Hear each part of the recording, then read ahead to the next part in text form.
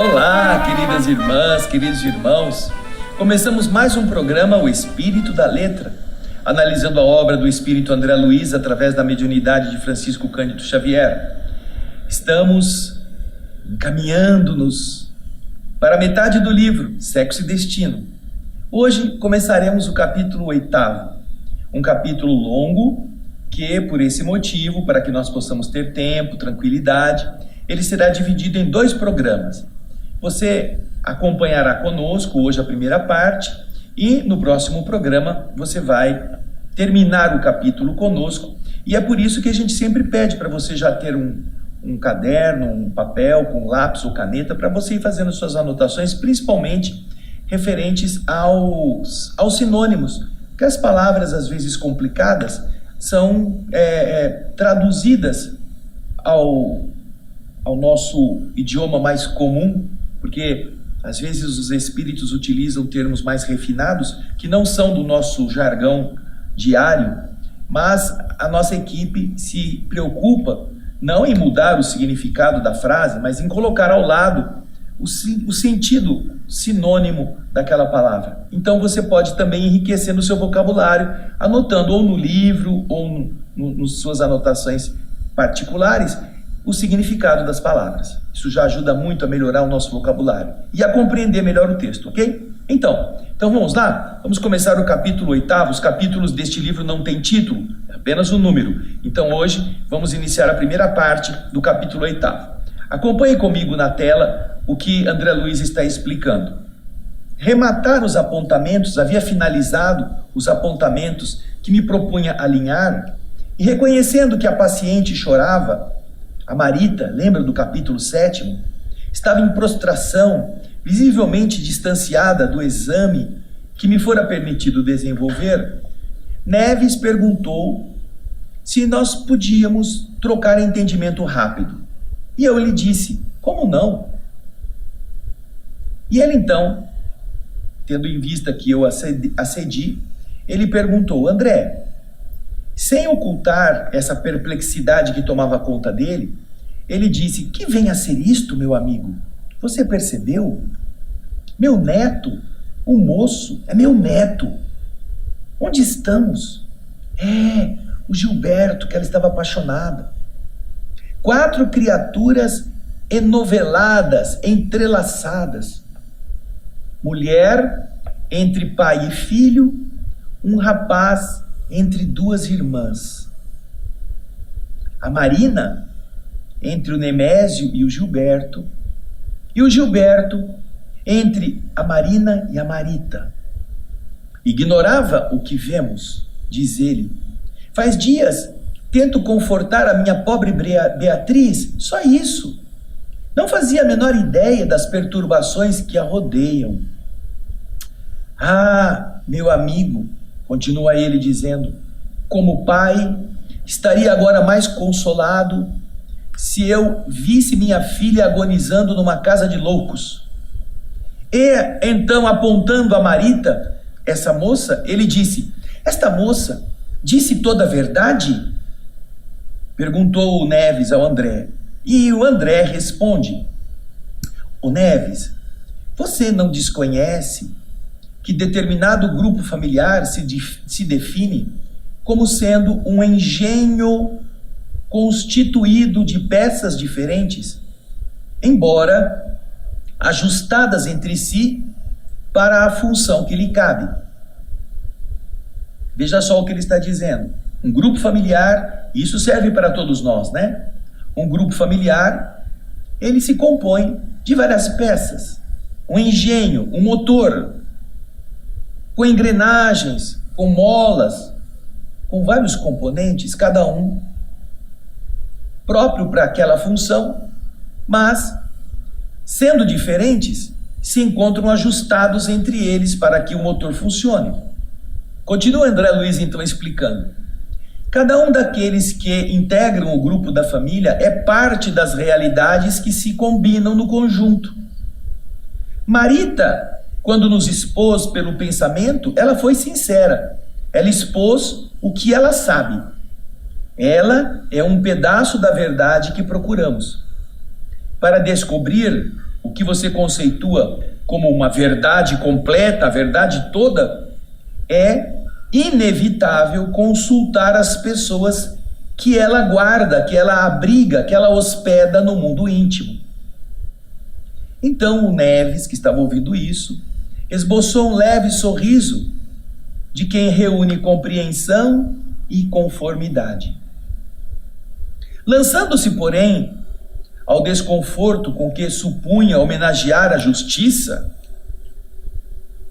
ou seja, indignado, como se ele estivesse defendendo o direito, lastimou-se de forma áspera.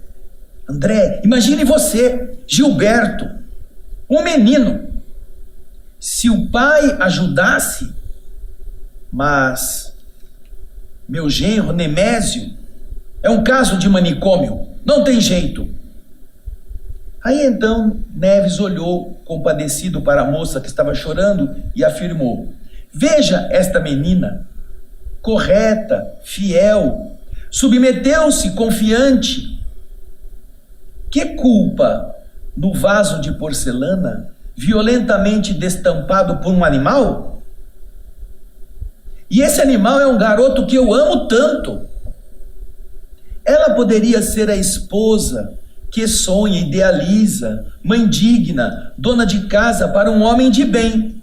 No entanto, lá se vai Gilberto, embeiçado por uma pinóia. O que quer dizer isto? Você que está me assistindo nunca ouviu essa expressão do tempo do Zagaia. Embeiçado por uma pinóia, quer dizer, apaixonado por uma mulher de vida leviana, a tal da Marina. Em vez de ficar com a Marita, boazinha, sincera, está encantado por uma pinóia.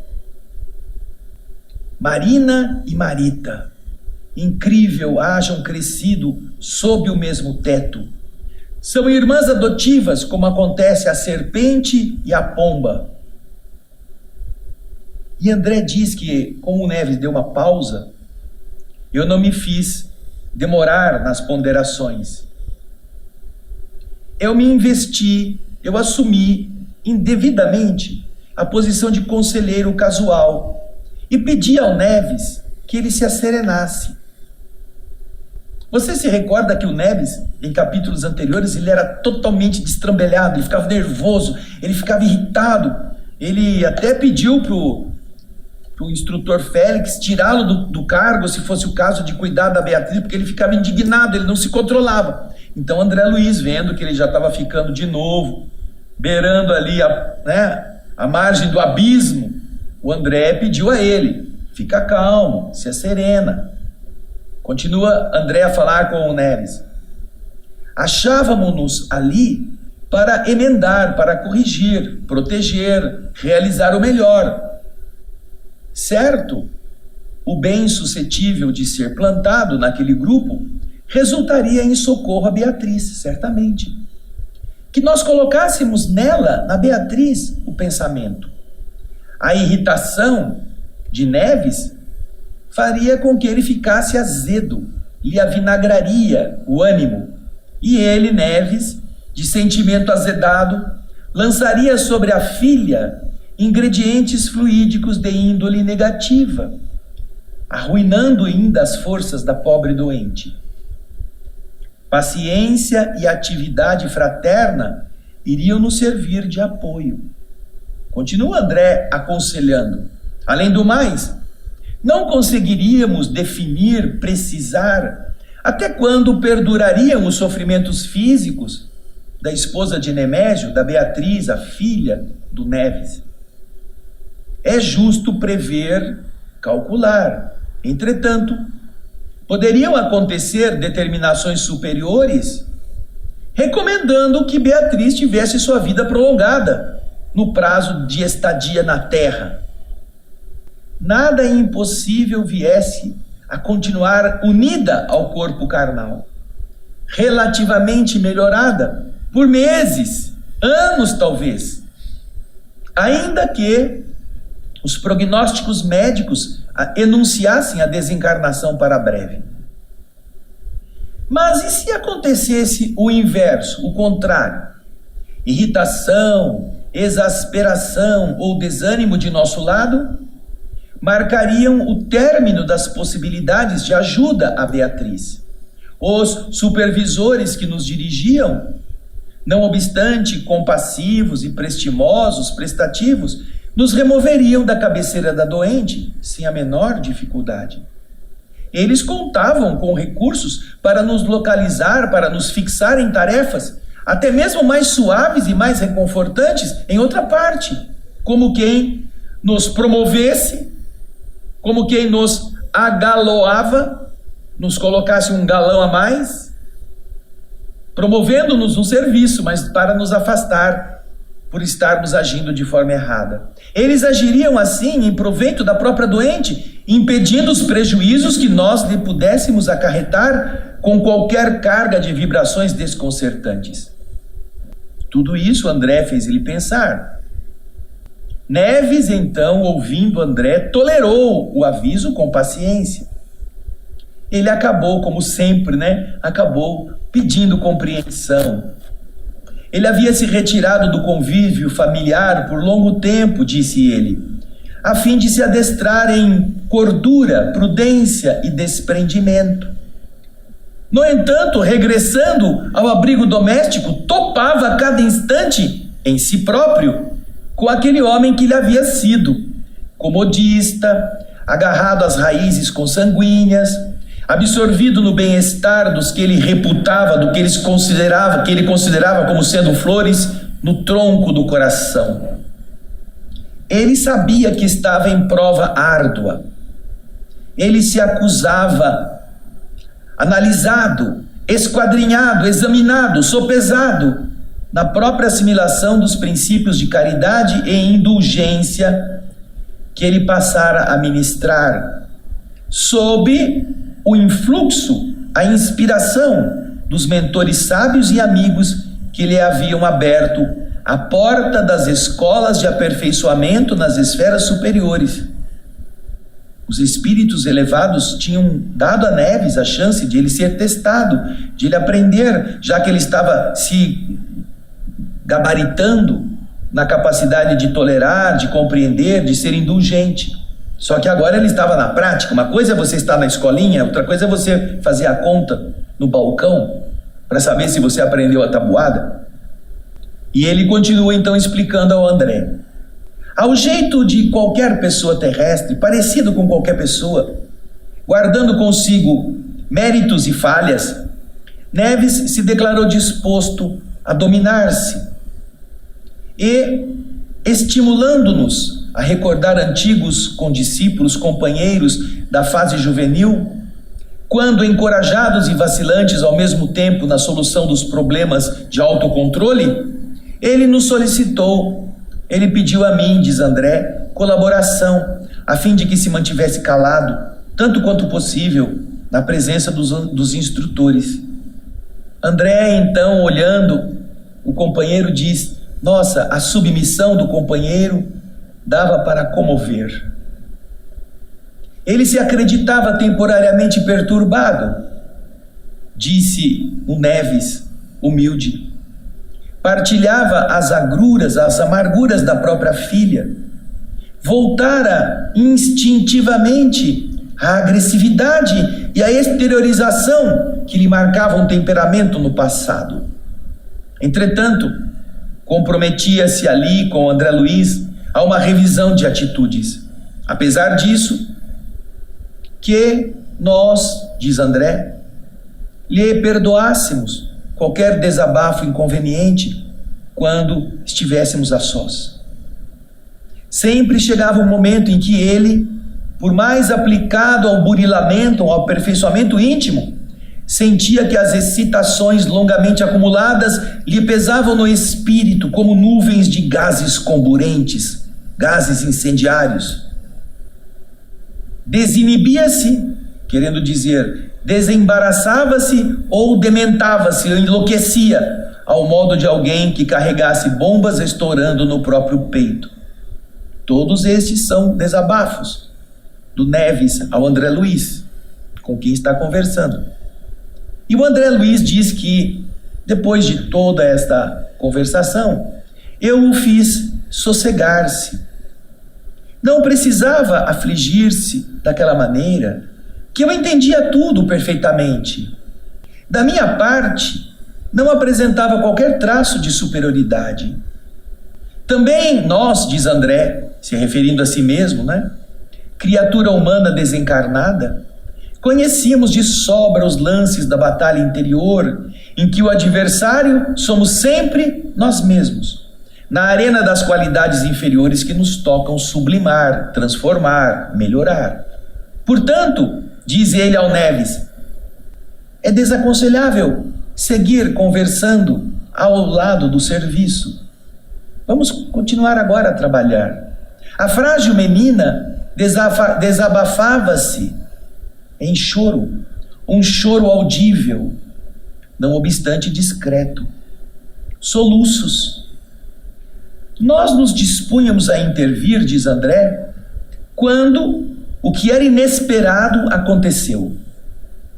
Cláudio batia de leve à porta do quarto, certamente incomodado pelo som lastimoso daqueles gemidos que Marita em vão procurava reprimir. Puxa, diz André, respiramos confortados. Sem dúvida, o inquieto coração paternal vinha ao encontro da moça desfalecente, enfraquecida, ansiando soerguer-lhe, elevar-lhe as energias. E nós próprios, através de estímulos magnéticos, insistimos com Marita para que ela atendesse.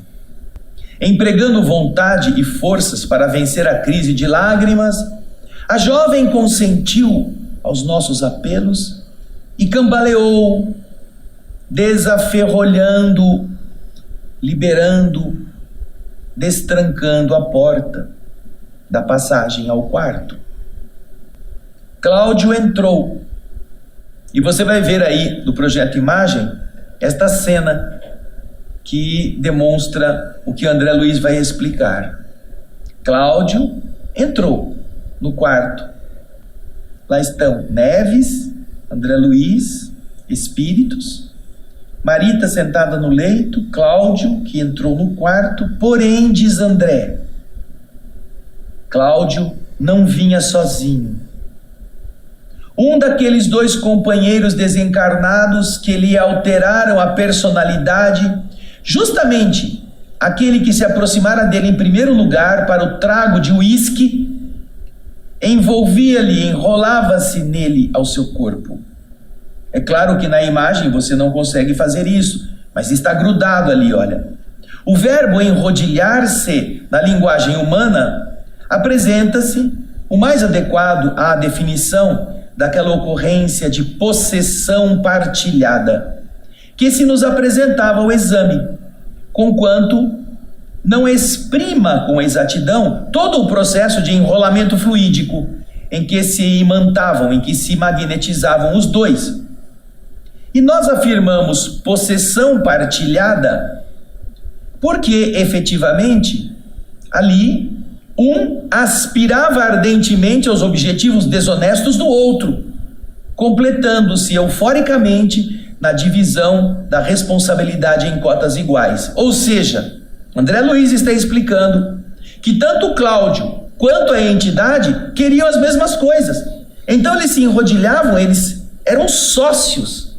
Não havia um que obrigava e o outro que obedecia contra a vontade.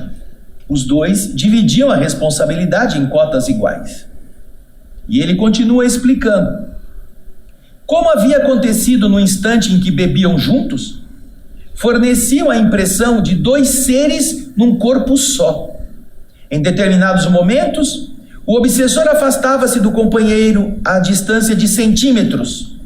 Contudo, sempre a envolvê-lo, copiando gestos de felino, interessado em não perder o contato com a vítima. Achavam-se, entretanto, irrestritamente conjugados, unidos sem limites, sem restrições, em uma vinculação recíproca. Isso conferia ao semblante de Cláudio uma expressão diferente.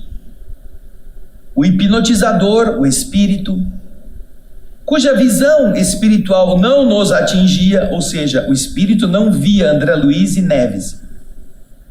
O espírito senhoreava-lhe, dominava-lhe, ao falar sobre Cláudio, os sentimentos e ideias, enquanto ele, Cláudio, se deixava prazerosamente conquistar pelo hipnotizador, o espírito. O olhar obediente adquirira a perturbação característica dos alucinados. O recém-chegado, Cláudio, se transformara, se transfigurara. Estranho sorriso enrugava-lhe a boca. Diante das percepções limitadas de Marita, Marita olhava para ele como um homem comum. No entanto, à nossa frente, nós víamos que ele valia por duas personalidades masculinas numa só representação. Dois espíritos exteriorizando impulsos rebaixados, aviltados, complementando paixões idênticas na mesma tônica da afinidade total. Neves olhou-me, espantado. Mas não era só ele, menos experiente, que permanecia ali apavorado, trânsido, amarrotado, machucado. Eu também. Acostumado no plano espiritual aos embates, aos duelos de sentimento, eu alimentava aflitivas apreensões, diz André.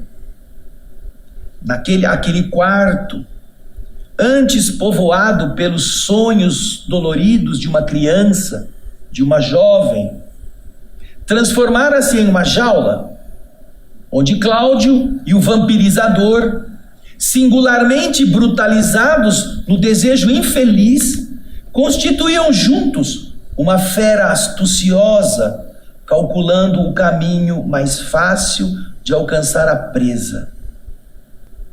Um médium clarividente, alguém que estivesse encarnado com condições de ver o mundo espiritual, que contemplasse o dono da casa, o Cláudio, naquela hora, iria vê-lo com uma outra aparência fisionômica. A incorporação mediúnica, espontânea e consciente, concretizava-se em plenitude selvagem. O fenômeno da comunhão entre duas inteligências, uma delas encarnada e a outra desencarnada, levantava-se ali claramente, franco. Ainda assim, desdobrava-se tão agreste, tão selvagem, quanto o furacão ou a maré, que se expressam por forças ainda desgovernadas da natureza terrestre, apesar da ocorrência, do ponto de vista humano, efetivar-se na suposta mudez do plano mental. Tudo isso que André Luiz está dizendo, que parecia uma coisa selvagem, ninguém percebia pelo lado de fora. Isso estava acontecendo dentro da mente dos dois. O espírito e o médium, ou o Cláudio. Olha que interessante. Essa situação que nós estamos lendo, aprendendo juntos, acontece em muitos momentos, muitos lugares. Algumas pessoas que cometem crimes atrozes e as pessoas, mas ele parecia tão bonzinho. Ninguém diria que ele tinha sequestrado, matado, extorquido, torturado. Porque o semblante era tranquilo. Porém, André Luiz está dizendo que em muitos destes casos há uma comunhão, há uma participação ativa de grande número de entidades que querem a mesma coisa e o encarnado que também deseja. É muito interessante tudo isso, não é mesmo? Mas vamos voltar ao texto, olha lá. Para nós, porém, não se instituíam apenas as formas pensamento, dando conta das intenções libertinas indecentes da dupla animalizada, com estruturas, cores, ruídos e movimentos correlatos. Amedrontava-nos igualmente escutar as vozes de ambos em diálogo claramente perceptível. As palavras escapavam do crânio de Cláudio aparentemente silencioso para a filha adotiva, como se a cabeça dele estivesse transformado numa caixa acústica de um aparelho de rádio. Magnetizador e magnetizado expressavam sensualidade do mesmo nível. Refletindo, diz André, recordando aquela corrida à garrafa de uísque momentos antes, avaliávamos o perigo aberto a essa menina indefesa. A diferença ali é que Cláudio ainda encontrava recursos a fim de debater dentro da hipnose, dentro da mente, hipnose que ele, aliás, apreciava. Ele ainda podia se opor. O obsessor falava, comovendo-o, no intuito patente, no intuito evidente, de arruinar-lhe os restos do escrúpulo, os restos da essência moral através da emoção, e dizia: agora, o espírito sussurrava no íntimo, agora sim, o amor, Cláudio, é isto. Esperar, por vezes, anos a fio, para dominar a felicidade num simples minuto. Existem mulheres aos milhões, entretanto esta é a única que nos poderá, enfim, aplacar a sede. Pontos de apoio alongam-se em toda parte, mas o pássaro viaja léguas e léguas, suspirando por descansar na penugem do próprio ninho. Na fome física, todo alimento serve, mas no amor, a felicidade é semelhante ao aro de que o homem possui a metade e a mulher detém a outra. Para que a euforia vibre perfeita no círculo, é indispensável que as metades sejam da mesma substância. Tudo isso, o espírito sussurrando no íntimo, na mente daquele que ele está buscando manter sob seu controle. Ninguém alcança a fusão de um pedaço de ouro com um pedaço de madeira. Paganini, que é o célebre violinista italiano do século XVIII, Paganini tocou numa corda só. Entretanto, a corda estava em harmonia com ele. Jamais arrancaria no mundo o menor sinal do próprio gênio se apenas dispusesse para o violino de cordas de cânhamo, uma espécie de planta. Ainda mesmo que essas cordas o desafiassem a toneladas. Cada homem, Cláudio, diz o Espírito para ele, para realizar-se nos domínios da vitalidade e da alegria, precisa encontrar a mulher magnética que lhe corresponde. Companheira na afinidade absoluta, capaz de lhe oferecer a plenitude interior, que supere convenções e formas. Falava o Espírito. André Luiz e Neves estão ouvindo a conversa. A voz da entidade fazia pausa, por alguns segundos, para continuar suplicante, proclamando sofismas arguciosos, discursos perspicazes. Vamos! Marita é nossa, é nossa. Somos homens sequiosos, ávidos, sofredores. Nós temos pena de enfermos abandonados, administrando a eles remédio seguro. Somos o apoio certo de mendigos que tropeçam às tontas. Por acaso, mereceremos simpatia menor? Os que enlouquecem, os esfaimados, os famintos de ternura, serão piores do que os infelizes, a se estirarem e se estenderem na rua por falta de pão? Você, Cláudio, tem amargado a angustiosa carência. Um pedinte na praça não tem leve pitada de suas aflições, não faz a menor ideia. De que valem vencimentos fartos, experiência em lupanar, em bordéis, quando o amor verdadeiro grita insatisfeito na carne? Dormir com mulheres quando o coração está vazio. Você vive no lar à moda de um cão na sarjeta, escoiceado, ferido. Marita é a compensação. O cultivador, porventura, Não tem direito ao fruto que amadurece? Você abrigou esta menina nos braços, embalou-a no peito, viu-lhe o crescimento, como quem acompanha a evolução da flor que desabrocha e acabou descobrindo nela o seu tipo. Não estará você cansado de vê-la e desejá-la ardentemente todos os dias, resignando-se ao suplício, ao castigo da distância, vivendo tão perto? Tudo isso a entidade falava na acústica mental do Cláudio. E o Cláudio, acreditando falar para si mesmo, dizia assim: nossa, mas eu a criei como sendo minha própria filha. E ao pensar a esse respeito, desse jeito, o espírito volta e lhe diz: filha? Insistiu o sedutor. Mero artifício social. Apenas mulher. E quem assegurará que ela também não espera por seu beijo com a sede da corça, da fêmea do veado, presa ao pé da fonte? Você não é nenhum neófito, nenhum iniciante, nenhum novato. Sabe que toda mulher estima render-se em uma trabalhosa competição, conjecturando-se, pressupondo-se, dividido mentalmente em duas personalidades distintas, a de pai e a de namorado, explica André Luiz. Cláudio argumentou, desencorajando-se. Não desconhecia que a moça já se revelara.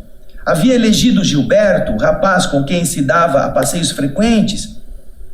Era impossível que o amasse, a ele, Cláudio, em segredo. Cláudio está pensando e André Luiz está contando o que Cláudio está argumentando com ele mesmo. Não alimentava dúvidas.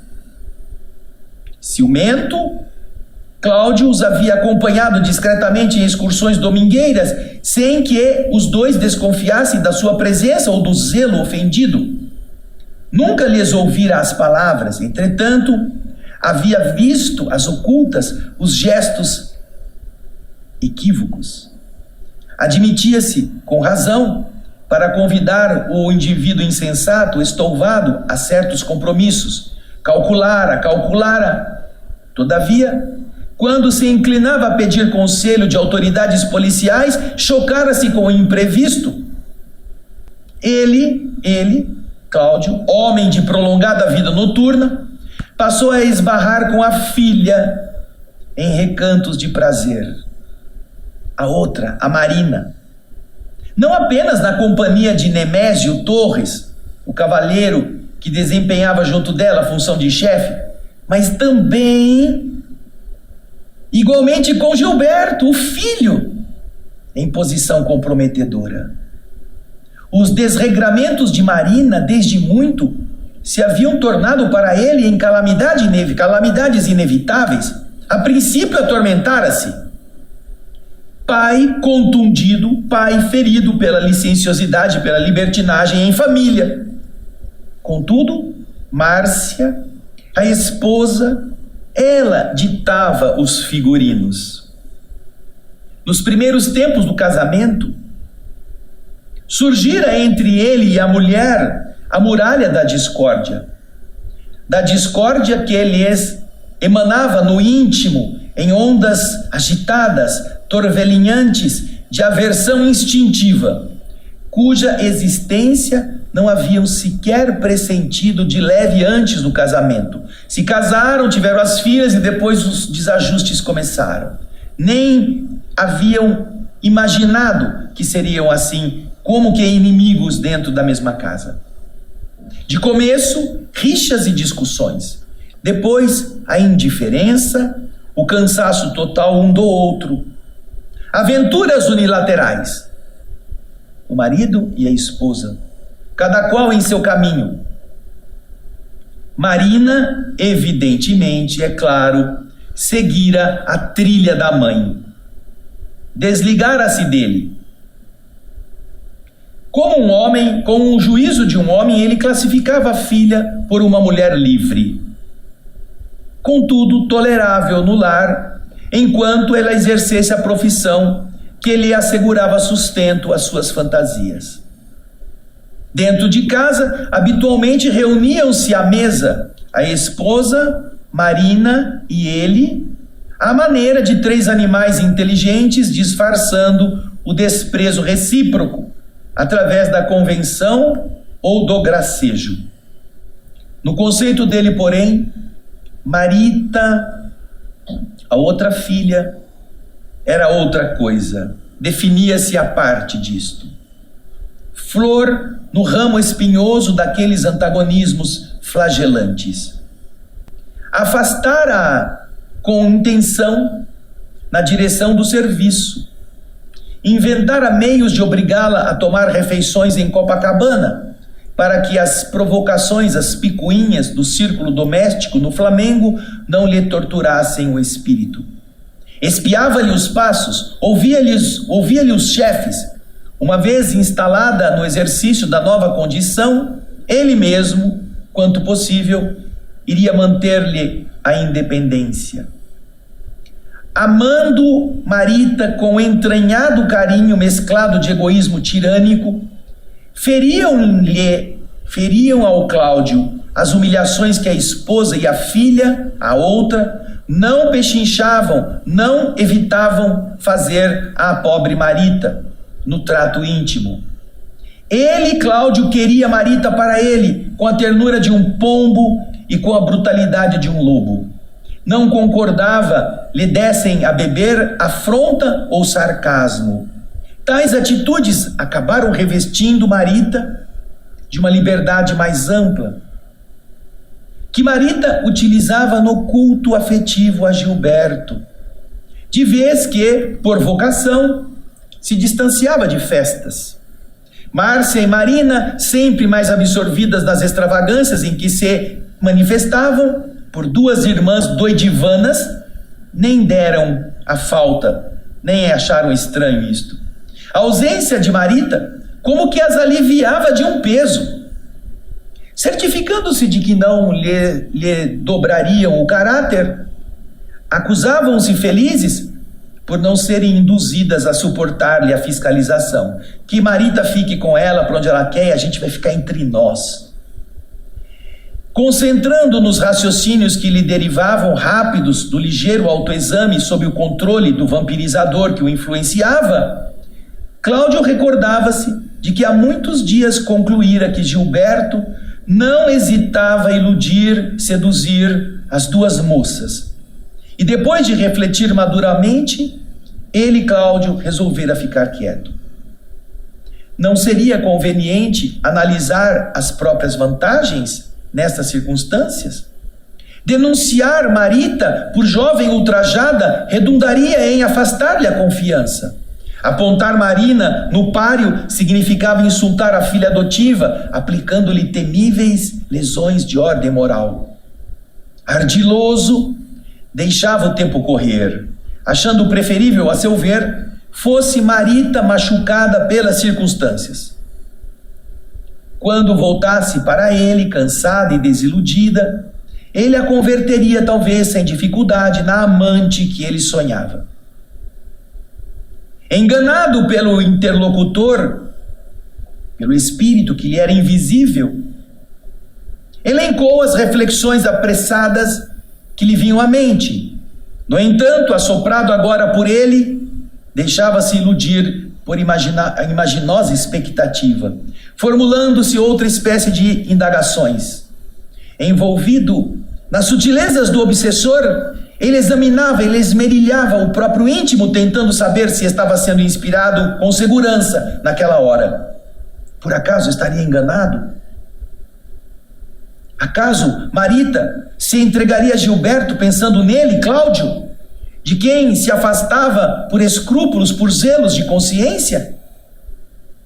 Havia semanas, fizera-se a jovem mais arisca. Cláudio diz que havia estranhado. Será que esse fato seria reconhecer-lhe telepaticamente as apreensões ou decidir a fugir-lhe de propósito a fim de ocultar a simpatia amorosa que possivelmente lhe empurrava o coração de mulher a querê-lo? Aí está. Aí Cláudio se ilude com a perspectiva de que o afastamento de Marita agora era porque talvez ela gostasse também dele, não quisesse se relacionar. Vejam só que enredo, que coisa que as entidades podem ajudar alguém ou atrapalhar alguém na compreensão de certos problemas afetivos. Esse capítulo é interessante e que todos nós devemos estar atentos a estas coisas. Porque quando nossa mente está invigilante, é muito fácil que as inspirações negativas nos façam pensar coisas que não são corretas, nos afastando daquilo que seria o adequado. Porém, o capítulo não termina aqui. Nós iremos para a segunda parte no próximo programa. Mas você já aproveita, vai lendo, vai vendo, vai se internecendo com a situação dos espíritos que tentam fazer o melhor por nós, mesmo que nós encarnados não queiramos isto. E eu espero que você possa estar assimilando todo esse ensinamento do ponto de vista das duas vidas, do físico e do espiritual. É assim que nós melhoraremos. Então, pense nisso. Já vai lendo, tá? No próximo programa, a gente vai voltar para terminar esse capítulo 8º. Eu espero você nele. Desejo a você muita alegria, muito conhecimento, que você nos ajude a espalhar estas lições de André Luiz para os seus amigos, para os seus contatos. Eu espero você no próximo, O Espírito da Letra. Até lá e muita paz.